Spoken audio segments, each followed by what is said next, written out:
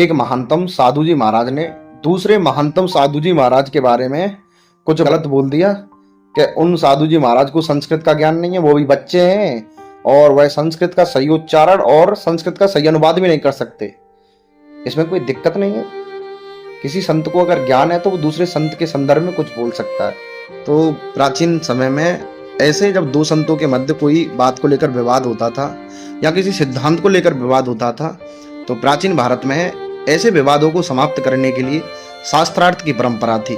तो मैं निवेदन करता हूं उन दोनों महानतम संतों से, यदि किसी भी तरीके का टकराव है तो उस टकराव को ज्यादा पैदा ना करें, क्योंकि जो अनुयायी हैं वो आपस में लड़ मरेंगे।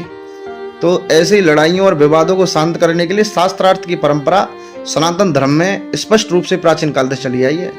प्राचीन काल में जब आदिगुरु शंकराचार्य अद्वैतवाद का प्रचार प्रसार कर रहे थे तो मंडन मिश्र ने उनके अद्वैतवाद को चुनौती दी।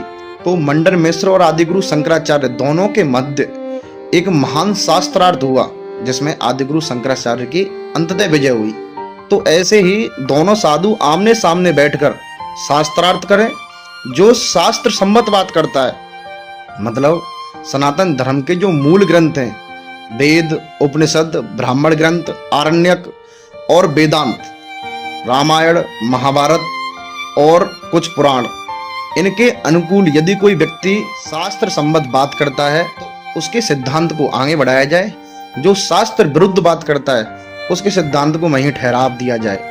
तो दोनों संतों के मध्य जो टकराव पैदा हुआ है, उस टकराव को समाप्त करने का एकमात्र मार्ग शास्त्रार्थ है। कौन सही है कौन गलत है, मैं तो कहता हूँ संत सदा सही होते हैं। तो भारत की परंपरा है, उस परंपरा को अगर जीना चाहते हो तो शास्त्रार्थ का आयोजन वृंदावन में ही होना चाहिए। भारत में कहीं ना कहीं इतना गहन और तर्कपूर्ण ज्ञान परंपरा विकसित हुई, उसका श्रेय कहीं ना कहीं शास्त्रार्थ को जाता है।